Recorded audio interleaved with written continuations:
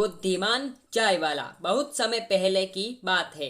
हंसपुर गांव में हरीश नाम का व्यक्ति और उसकी पत्नी मधु रहते थे। हरीश चाय की एक छोटी सी दुकान लगाता था जिससे उनका जीवन यापन हो रहा था।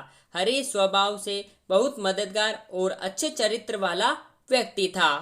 जब भी चाय की दुकान में उसके 2-3 बेरोजगार दोस्त और कोई भीख मांगने वाला व्यक्ति आ जाता था तो उनको हरीश बिना पैसे लिए ही चाय पिला देता था, जिससे कोई खास बचत नहीं हो पाती थी।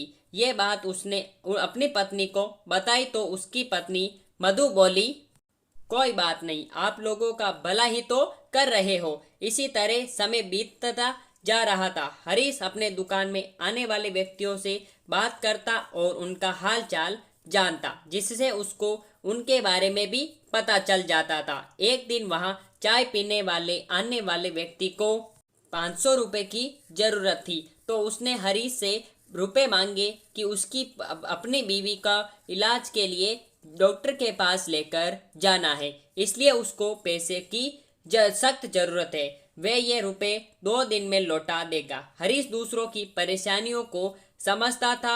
उसने उस व्यक्ति को 500 रुपए 2 दिन के लिए दे दिए। 2 दिन के बाद उस व्यक्ति ने वे रुपए हरीश को लौटा दिए। उसके बाद एक दूसरे व्यक्ति जिसको रुपए की जरूरत थी, उसको पता चला कि हरीश चाय वाले ने एक व्यक्ति को 2 दिन के लिए रुपए देकर उसकी मदद की। वे व्यक्ति हरीश से बोला, मुझे रुपए की सख्त जरूरत है, इसलिए मुझे 1000 रुपए दे दो, जिसको वे 3 दिन के बाद लौटा देगा। जिस तरह आपने उस व्यक्ति की मदद की थी, आप मेरी भी मदद कर दो।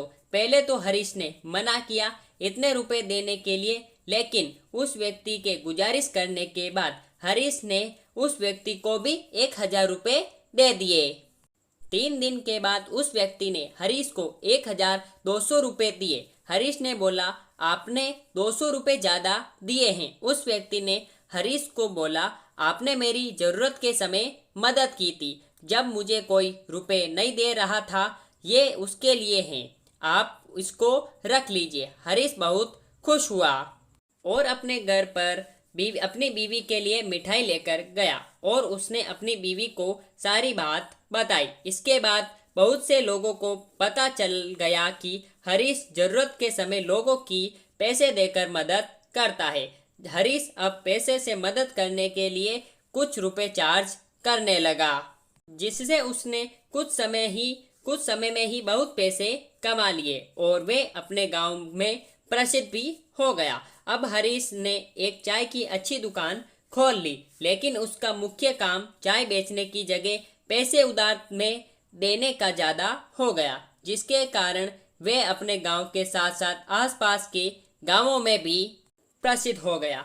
अब लोग उसको किसी भी कार्यक्रम में सम्मानित व्यक्ति के रूप में बुलाने लगे, जिससे उसका खूब नाम हो गया। जब गांव में मुखिया के चुनाव होने लगे तो सबने हरीश को मुखिया का चुनाव लड़ने को कहा। सबकी बात मानकर वे मुखिया का चुनाव लड़ा और लोगों की मदद और पैसे उधार देने के कारण गांव के सब लोग उसको पसंद करते थे, जिसके कारण वे चुनाव जीत गया। अब हरीश गांव का मुखिया बन चुका था, जिससे वे लोगों की और मदद कर पा रहा था। हरीश और उसकी बीवी मधु के अब अच्छे दिन आ गए थे, जिससे वे अब खुशी खुशी रहने लगे।